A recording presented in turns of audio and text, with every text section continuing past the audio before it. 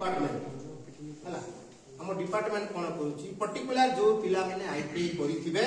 एवं बेकारी करथिबे कोनोसी कारण बस ताकर आर्थिक सुविधा नै से माने आर्थिक पाठ पढिना बुझेला तांको हमर डिपार्टमेंट गोटे नानो यूनिकॉर्न बोली गोटे स्कीम अछि नानो यूनिकॉर्न स्कीम रे 2 लाख एवं 2,40,000 पर्यंत से लोन देबा डिप्रिमिनल लोन देबा वर्षे छाड़ करबा तापरे नेक्स्ट ईयर टोटल अमाउंट ऊपर तार से इंटरेस्ट नेबो तो से जो 2 लाख टंका तुमको देला सेतिरे तमे किछि रोजगार करि पारबो कि नै गोटे इलेक्ट्रिकल शॉप खुली पारबो कि नै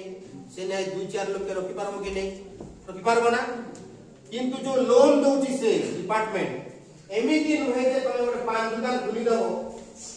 पुरिया दुकान खुली दबो आ से एकला बसी करी किराना सामान धरि के व्यापार करे नै